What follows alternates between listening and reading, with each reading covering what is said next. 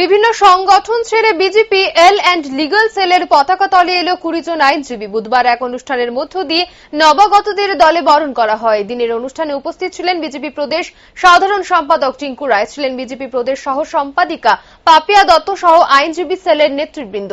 এদিন বিজেপি রাজ্য কার্যালয়ে আয়োজিত এই কর্মসূচিতে প্রদেশ সাধারণ সম্পাদকের হাত ধরে নবাগতদের দলে যোগদান করানো হয়। সংবাদ মাধ্যমের সামনে বক্তব্য রাখতে গিয়ে টিঙ্কু রায় জানায়, বিজেপি দলের মতো আইনজীবী সেলের গ্রহণযোগ্যতা বেড়ে চলেছে দিন দিন, যার বাস্তব উদাহরণ এদিনের যোগদান সভা।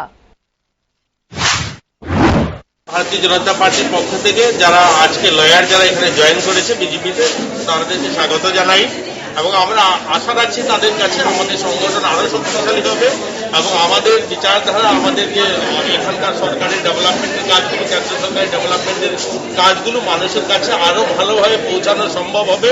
আমরা এখানে যাদেরকে পেয়েছি তারা সবাই নিজ নিজ জায়গায় তারা প্রতিষ্ঠিত এবং তাদের মাধ্যমে আমাদের সংগঠনের ভাবধারা এবং সংগঠনের চিন্তাধারা মানুষের কাছে আরো পৌঁছানোর সুযোগ হবে। আমরা তাদেরকে স্বাগত জানিয়েছি। আমরা দুজন সাধারণ সম্পাদক ছিলাম এখানে এবং তাদেরকে সেই পার্টি কার্যালয়ে আমরা পতাকা দিয়ে তাদেরকে আজকে আমরা বরণ করে নিই।